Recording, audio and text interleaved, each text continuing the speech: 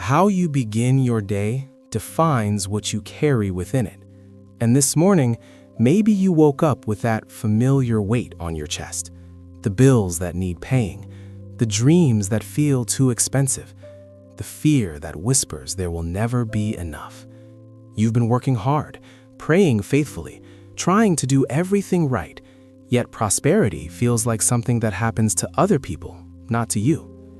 But what if I told you that abundance doesn't start in your bank account? What if prosperity begins somewhere much deeper, in a place most people never think to look? This is a morning prayer for abundance, but not the kind the world sells you. This is about opening your spirit to receive what God has already prepared for you. Stay with me, because what happens in the next few minutes could shift something fundamental inside you. You're not here by accident. There's something sacred about morning. Before the noise begins, before the demands pile up, before you become the person everyone needs you to be. In these quiet moments, when the world is still half asleep and your mind hasn't yet filled with worry, God is waiting. He's been waiting all night, actually, waiting for you to turn toward Him first, before you turn toward everything else. Most of us reach for our phones before we reach for prayer. We check messages, scroll through problems we can't solve, absorb anxiety before we've even left our beds, and then we wonder why the day feels heavy from the start. But what if this morning was different? What if before you calculated what you lack, you remembered what you've been given? Not as some spiritual trick to manipulate heaven into blessing you, but as a genuine realignment of your heart with truth. Consecrating your morning to God isn't about reciting perfect words or performing elaborate rituals. It's simpler than that, and somehow more profound. It's saying, in whatever words come naturally to you, that this day belongs to Him, that your work, your efforts, your hopes, your plans, they're all held in His hands. It's acknowledging that you're not doing life alone, that there's a divine partnership available to you if you'll just stop long enough to remember it. When you give God your morning, you're giving Him your mindset. You're inviting Him into your thoughts before those thoughts become anxieties. You're allowing His perspective to shape yours before the world tells you what to believe about your situation. This matters more than you realize, because abundance isn't just about having more, it's about seeing differently. It's about believing there's enough when everything around you screams scarcity. Think about the biblical principle of first fruits. The idea wasn't that God needed the first portion of the harvest. He owns everything already. The principle was about priority, about trust, about declaring through your actions that provision comes from Him, not from your desperate scrambling. When you give God the first moments of your day, you're living that same principle. You're saying, before I try to make things happen, I'm trusting You to guide what happens. And here's what I've learned through years of watching people walk with God through financial struggle and breakthrough alike. Those who begin their day in His presence carry a different energy. Not because they're more spiritual or more disciplined, but because they've tapped into something beyond themselves. They've remembered they're not self-made, they're God-partnered, and that changes everything about how they move through their day. So, right now, wherever you are, whatever you're facing, take a breath, a real one, the kind that reaches all the way down into your belly and reminds you that you're alive, that you're held, that today is a gift you didn't earn and can't manufacture. And in that space, just tell God you're here, you're showing up, you're ready to see this day through His eyes, to walk this day with His help, to trust this day to His care. That's how abundance begins, not with striving, but with surrender. We need to talk about what abundance actually means, because somewhere along the way, the church got confused about this. We started measuring God's blessing in dollar signs, as if the size of your house or the model of your car could tell us anything real about your spiritual health. And that's not just wrong, it's dangerous, because it makes people who are struggling financially feel like God is withholding from them, like their lack of wealth means lack of faith, and that's simply not true.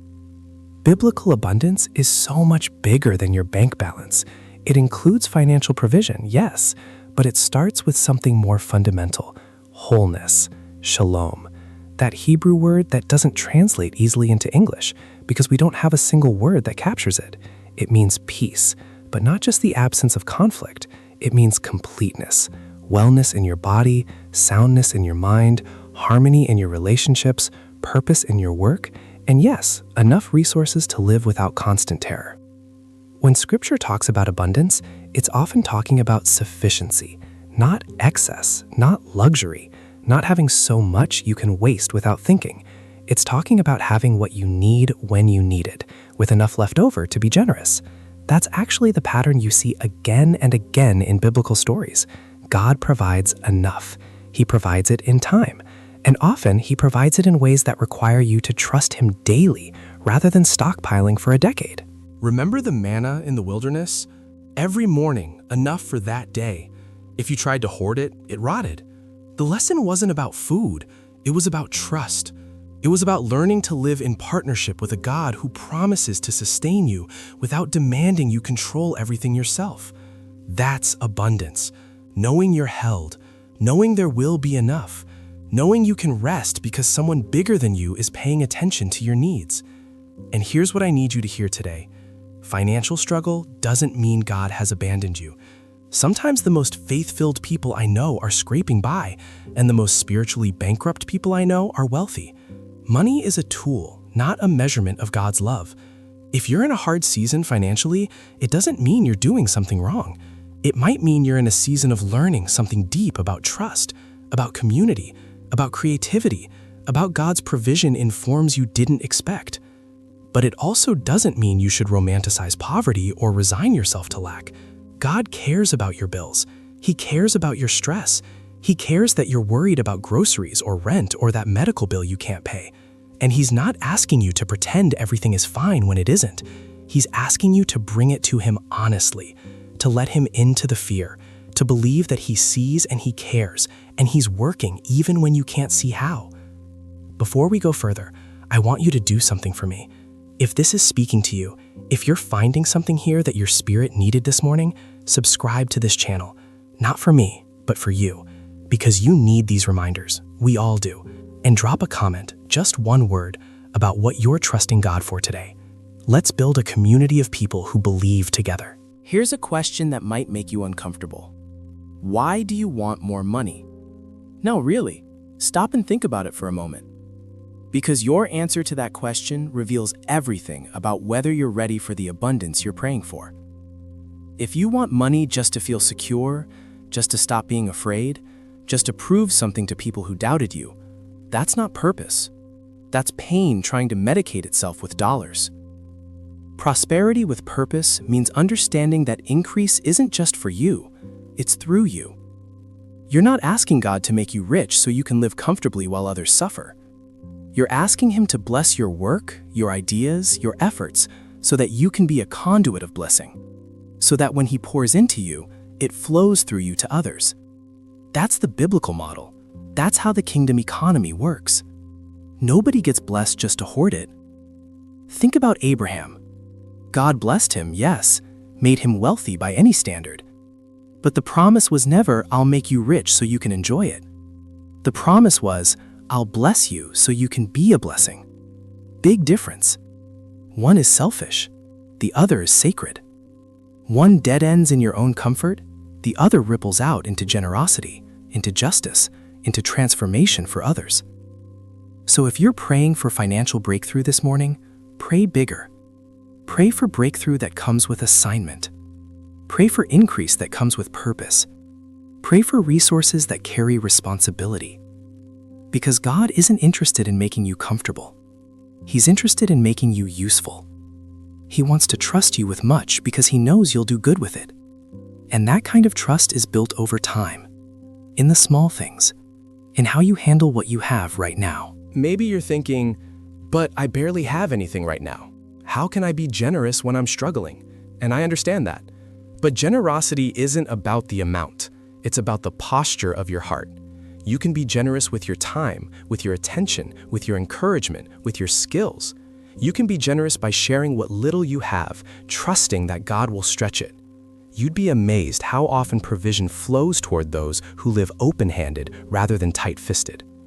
Here's what I've noticed. People who steward well what they have, even when it's not much, tend to be the ones God trusts with more. Not because He's testing them like some cosmic exam, but because they've developed the character to handle increase without it destroying them. They've learned that money is a terrible master, but a wonderful servant. They've learned that their identity isn't in their income. They've learned to hold things loosely because they know where their true security lies.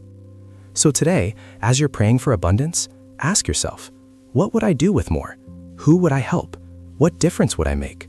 How would I invest in things that matter beyond myself? Get specific. Let God see that your heart isn't just crying more, like a toddler grabbing toys. Let Him see that you understand prosperity is a partnership and you're ready to be a faithful partner in the work He's doing in the world. There's a lie that many of us live with, so deep in our thinking we don't even recognize it as a lie anymore. It sounds like this: there's not enough. There never has been enough. There never will be enough. It's the voice that wakes you up at 3 in the morning calculating and recalculating numbers that won't change no matter how many times you run them through your head. It's the voice that makes you feel guilty for every small joy, every minor purchase, every moment you're not anxiously grinding toward more. This is scarcity mindset, and it's one of the most spiritually destructive forces you can allow in your life. Because it's not based on reality, it's based on fear. And fear is a liar. Fear tells you that God is holding out on you, that blessing is limited, that if someone else succeeds, it somehow diminishes your chance of success. Fear makes you competitive when you should be collaborative, stingy when you should be generous, desperate when you should be peaceful. But here's the truth that can set you free. God's economy doesn't operate on scarcity. Never has, never will. He's the God who fed thousands with a little boy's lunch, who made oil that wouldn't run out until every jar was filled, who promised that if you seek first His kingdom, everything else you need would be provided. Not some things, not most things, everything. That's not scarcity. That's abundance so wild it sounds irresponsible to people who's never experienced it. Breaking scarcity mindset isn't just positive thinking.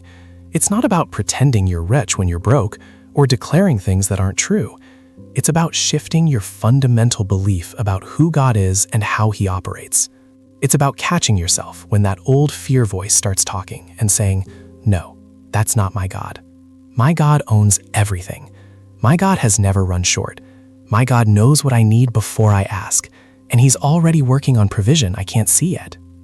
I know that's hard when your checking account says something different. I know it's hard when you've been praying for breakthrough for months or years and nothing has changed. But scarcity mindset will keep you stuck, even when opportunity shows up, because you won't have the courage to step toward it. You'll play it safe.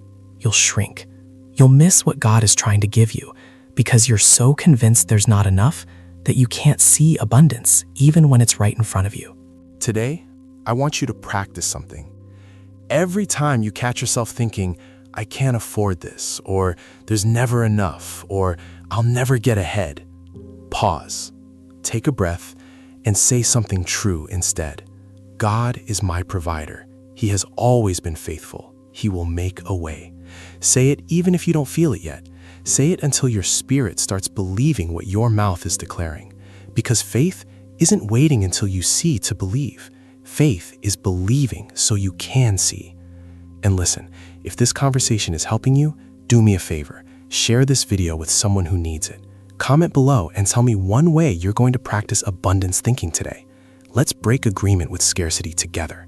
We're a community here, and your breakthrough might be the encouragement someone else needs to keep believing. You want to know the secret to multiplication? It's not in your hustle. It's not in your strategy. It's not even in your prayers, though prayer matters deeply. The secret to multiplication is gratitude. And before you roll your eyes thinking this is some prosperity gospel nonsense, hear me out. Because this is so much deeper than just be thankful and God will give you more.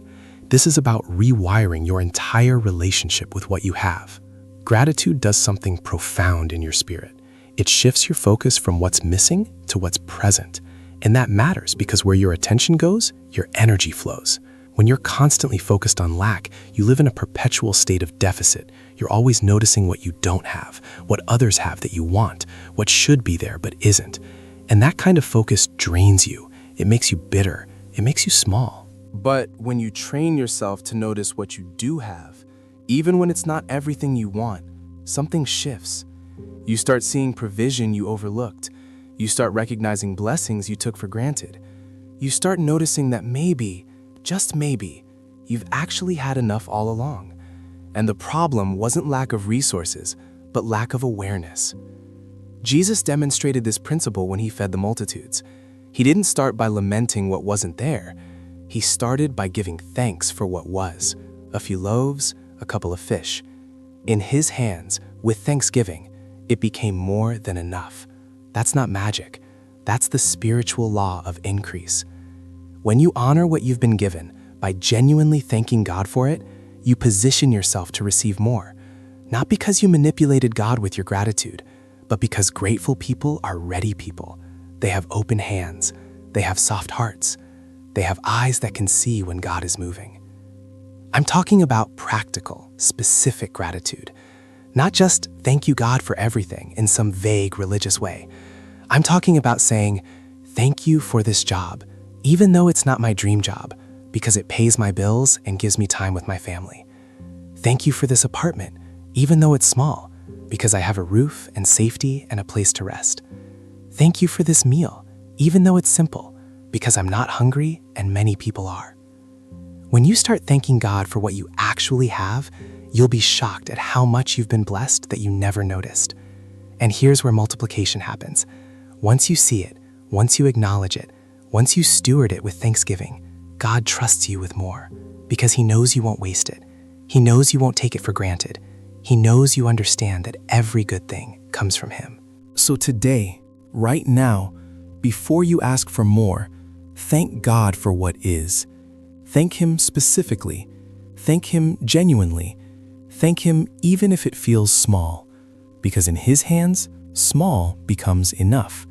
Enough becomes more than enough, and more than enough becomes something you can share. That's how his kingdom works. That's how multiplication begins, with a grateful heart that sees clearly and honors faithfully what has already been provided. We're going to end this prayer by doing something powerful together. We're going to declare blessings over this day. And I don't mean empty words or wishful thinking.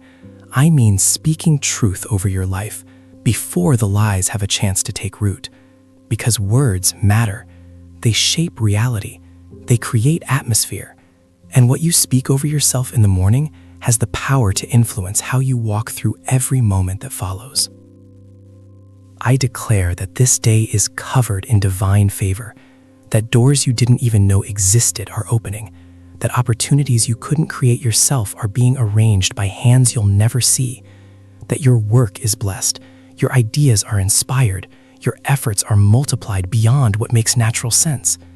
I declare that confusion is breaking, that clarity is coming, that the path forward, even if you can't see all of it yet, is being illuminated step by step. I declare financial breakthrough over your life. Not someday, not eventually, starting today. I declare that streams of income you haven't imagined are being activated, that debts are being canceled, that provision is catching up to you in ways that will leave you breathless with gratitude. I declare that you are not forgotten, not overlooked, not passed by. You are seen. You are remembered. You are on God's mind, and he is working on your behalf even in this moment. I declare that fear is losing its grip. That anxiety about money, about the future, about how you'll make it through, that anxiety is being replaced with peace that doesn't make logical sense.